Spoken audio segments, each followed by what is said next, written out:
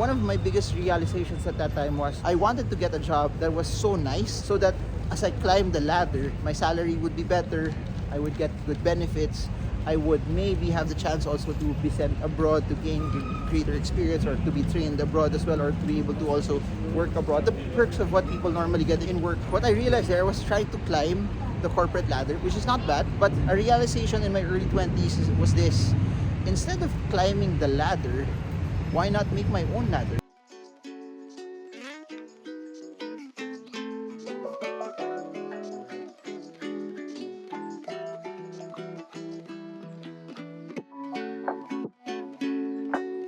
Hey guys, so I get this question often, and I've shared this in different platforms also, I've shared this in different avenues, but people normally would want to know how I got into the world of investing. And I don't think people know this also, that my background when I graduated from college was basically I took up engineering. I was a electronics and communications engineer. I even graduated from a engineering school, Chua Institute of Technology. I took the board exam the next year. After that, I went into IT. I took IT for 5 years. From engineering to IT, it's mostly both technical also, but it's not the same field. I felt that I was thrown into an arena that wasn't my competency, but I knew I wanted to get somewhere, and I knew that I wanted to achieve something, that I needed to be in a career or in a pathway that would bring me closer to where I wanted to go. But what's interesting about that is this: when I first entered that job, I was a basis administrator for SAP, for an outsourcing company that handled the biggest corporations in the world. Most of the people that I interacted with in the company, people inside my team, were reading a lot of business and entrepreneurial books, which was very, very fascinating to me, because at that point I just wanted to earn more, because I realized that if you're starting out, your salary is not so high, and if you want to achieve your dreams, there must be other things on how you could actually do that and how you could actually hit that as well. So as I was doing that, one of my teammates lent me his book, Rich Dad Poor Dad, and then there was another book, Cash Flow Quadrant. I read so many books at that time that it changed the way I think,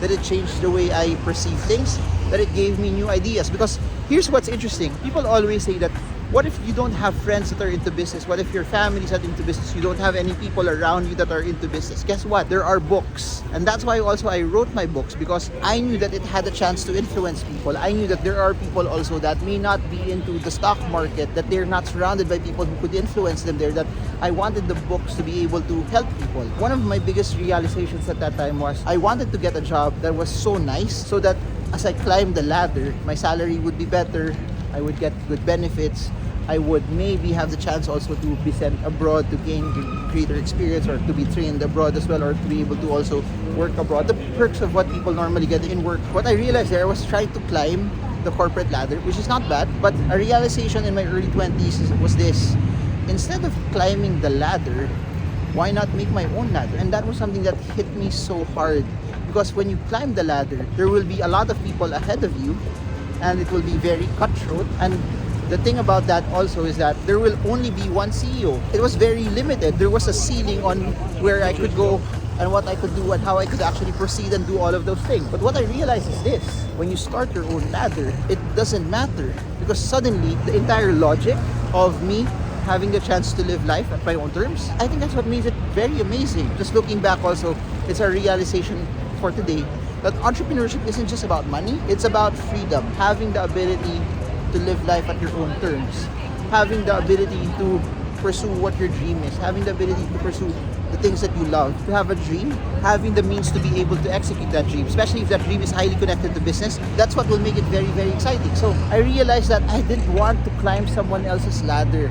And if you're climbing someone else's ladder and you're in employment right now, that's totally fine. I'm not saying that it's wrong, but I'm just saying at that point in time, I already knew it in my early 20s that employment was not for me. I knew it already that I wanted freedom. I wanted life at my own terms. I wanted to do things that I could do in my own ladder as well, to not climb someone else's ladder, but make my own ladder and be my own success. What I did when I started out, I already knew that I wouldn't be an employee forever. So I made every measure that I could.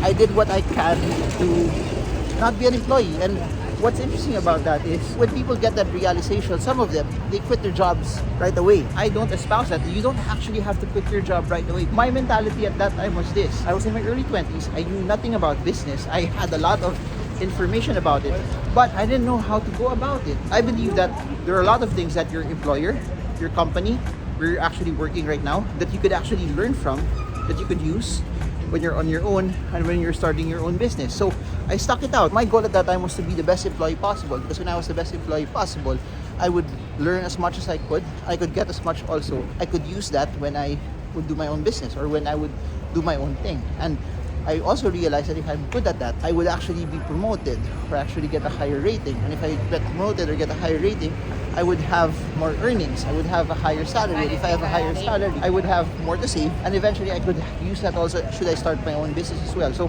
it was a win-win for me to be faithful with my job. And I submit that to all of you as well. When you realize and you're watching this, if you say that, Marvin, I also want to be an entrepreneur. I want to live life at my own terms. I want to create my own ladder. Don't quit yet until you have a solid plan, until you locked in the details of how you want to do it, how you want to pursue it. You have the capital also for it. Don't do anything yet until you've locked in what you're supposed to do, what your battle plan should be for everything. That's what I want to submit to all of you, that I had a plan. I took the time to figure it out. I took the time also to get better. I didn't resign just because I felt that I wanted to be an entrepreneur. The responsible thing is to take risks, but take managed risk and do something that's calculated as well.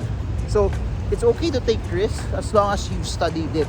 Don't just close your eyes and just jump without actually studying what you're supposed to do. My goal at that time was I wanted to have my own franchise.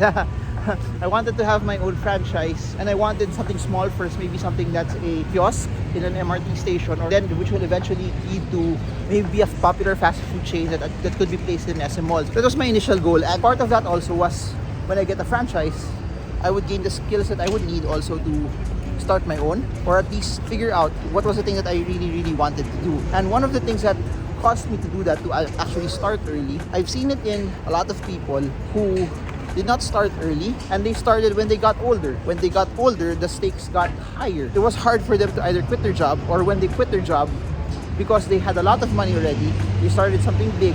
When that business failed, they lost everything and they had to start back again from scratch. I didn't want that to happen to me. It wasn't something that I wanted to do, and that's why I took the franchising route. So this video is kind of long already for YouTube. So if you want to learn more, stay tuned for the next one. Like, share, subscribe, smash the bell so you get updated every time I come up with new content about investing.